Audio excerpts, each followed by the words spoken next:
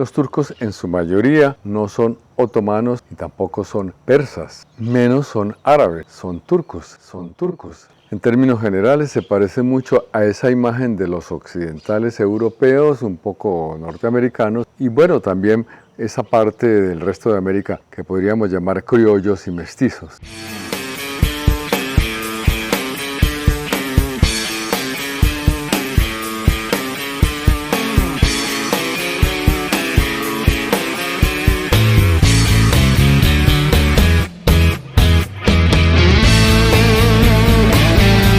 La actual Turquía es un territorio que tiene muchísima historia, variada, importante y que ha jugado un papel decisivo en varios momentos de la historia universal, sobre todo de esa relación entre Asia o el Oriente y el Occidente o Europa. Los habitantes de Turquía cumplen con esa característica que hemos aprendido que se llama caucásico. Esto lo utilizan mucho, sobre todo en Estados Unidos de América, y que se refiere a las características, entre comillas, del hombre occidental no rubio, europeo o no europeo, pero no rubio.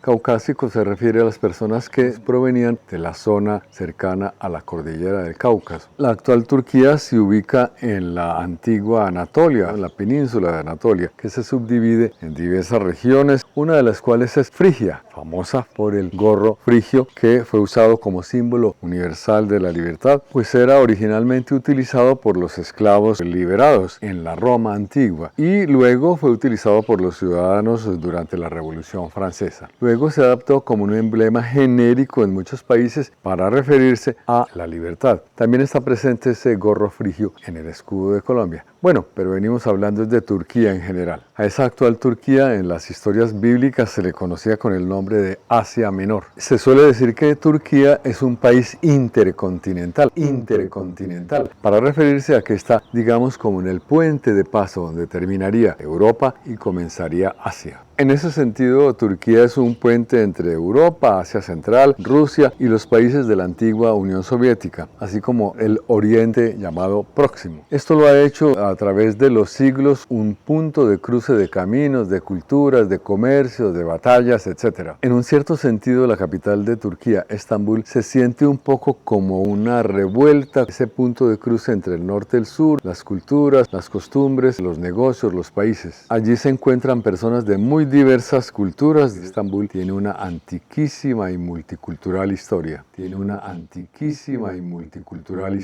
¿Por qué hablamos de otomanos en Turquía? Porque el territorio turco fue conocido como Imperio Otomano desde el siglo XIV hasta 1922. El Imperio Otomano empezó siendo simplemente un pequeño estado dentro de la actual Turquía. Durante la decadencia del Imperio Turco Selúcida, los turcos otomanos fueron conquistando otros terrenos cercanos a ellos y avanzaron hasta que terminaron apoderándose de lo poco que quedaba, el llamado Imperio Bizantino. Y así terminaron por conquistar a esa ciudad de Constantinopla en 1453. Este imperio se llamó otomano a propósito del nombre de un turco de origen selúcida que es considerado el fundador de ese imperio. Su nombre era Osman u Otman, con TH también se escribe. En el siglo XVII el Imperio Otomano se extendía ya por los 3 continentes, pues controlaba una vasta parte del sureste europeo, del Oriente Próximo y del norte de África, además parte de Europa Central y de Europa Oriental. Era inmenso.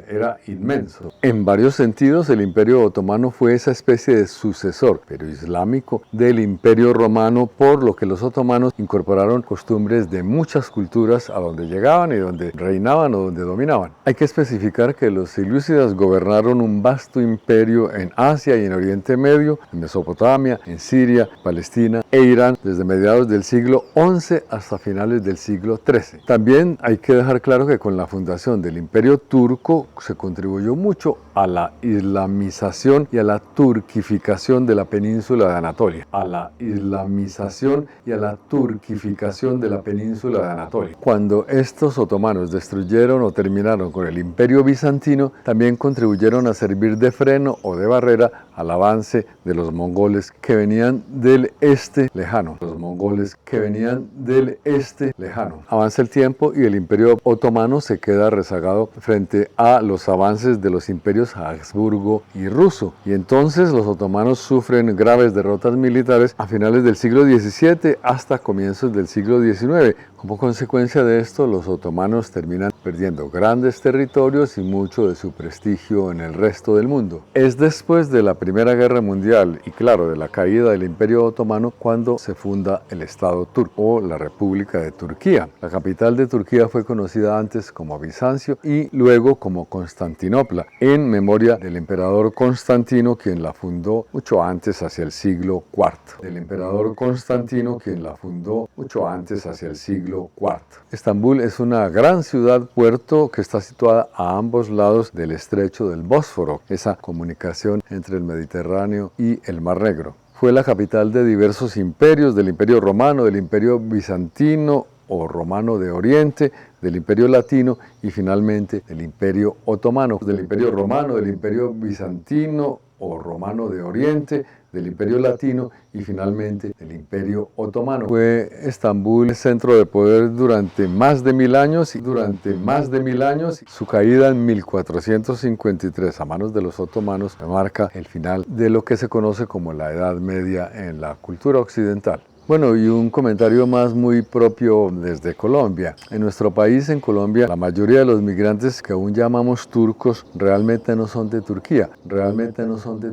Muchos de ellos provenían del Líbano o de territorios de Palestina o de Siria. Lo que sucedió fue que una gran cantidad de personas provenientes de esos territorios mencionados buscaban emigrar hacia América, pero solo se les permitía hacerlo a través de los puertos de Turquía, a través de Estambul. Entonces, arribaban a América viniendo por barco con pasaporte de Turquía. Y eso hacía que en Colombia y en estos países nuestros fuera común hablar de ellos como los turcos. Esto después de la Primera Guerra Mundial en adelante. La mayoría de quienes llegaron tenían rasgos árabes y por eso en Colombia es común confundir. Así que recapitulemos. No todos los ciudadanos del Imperio Otomano eran musulmanes. No todos los ciudadanos del Imperio Otomano eran musulmanes. No todos los musulmanes otomanos eran turcos. No todos los musulmanes otomanos eran turcos. La mayoría de los turcos no son otomanos.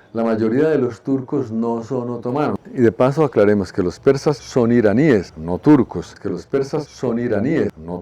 Y otra parte, la gran mayoría de los turcos no son árabes.